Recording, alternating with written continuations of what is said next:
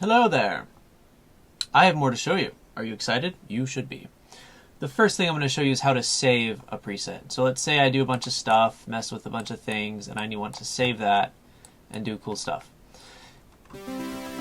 So I click Save right up here, and I can name this something cool.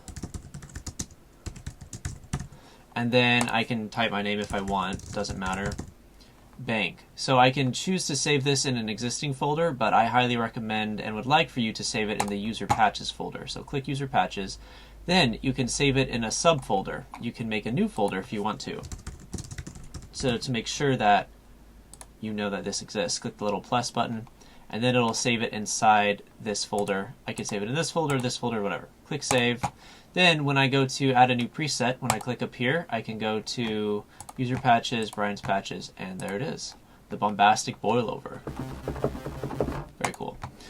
Okay, now I want to show you a few extra things about Helm that you may not have known that I have not told you yet. So I'm going to add Helm again real quick. This is the thorough treatment of Helm. There's a few things that I need to show you to get you completely aware of what Helm can do. The first one is down here on the bottom left, voices. 4 voices means that I can only play 4 notes at a time. If I go less, let's say I do 1 voice and I try holding down 2 notes, it's going to only allow me to do 1 at a time. So I can go up to, why would you want to have 26 notes playing at a time? Probably wouldn't. But 1 voice is cool because then I can go over here to legato and porta over here on the right and do like a bass line. Porta means it's going to slur the notes together like this, which is cool for like an 808 bass thing. So I can force it to 1 voice, click legato and porta on, and that's a cool thing. Alright, next is step sequencer. Check this out. If I make a little pattern with a step sequencer right here, and then click the Helm and go up to tune, for instance, it's going to do some crazy stuff. So tune, or maybe transpose.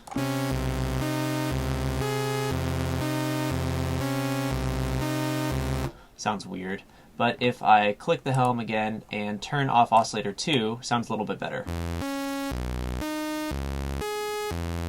These are basically up and down on the notes, and I can make some really weird sounds. Let me go like this. I'll make something crazy. It's kind of cool.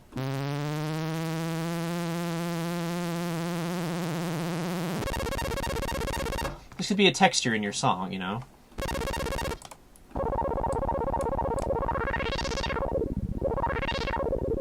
So step sequencer, you can just like the LFO, you can apply it to anything that you touch and see what it does. Oh, if I right click on something, I can click clear modulation when I'm under the helmet here.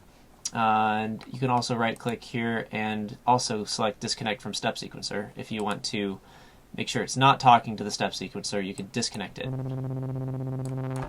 Okay, filter envelope does this. Let's say that I want just a giant fade in.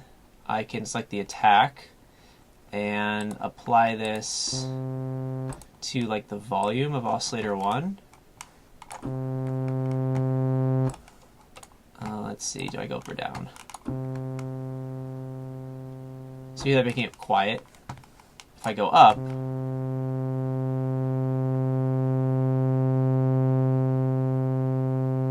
and then it'll decay, so I could do something like this. Just be sure to turn off the helmet before you make your other adjustments. See how it's giving a little fade in? That's different from amplitude envelope, but it does a similar thing. But I can apply this to, again, anything else. So imagine this filter envelope moving really quickly. So it's just a different way to manipulate other parameters with this envelope versus a parabolic up and down kind of motion. I have all of these parameters. And without it, it sounds like that. So some cool stuff with the filter envelope. And what else? Oh yeah, pitch bend range. So if I move the pitch bend knob on your music keyboard, but I can change that to do some crazy stuff like this. So that's the range of the notes that the pitch bend wheel will work for you. And what else? Oh, feedback. Mess with feedback. It's kind of weird. Check it out.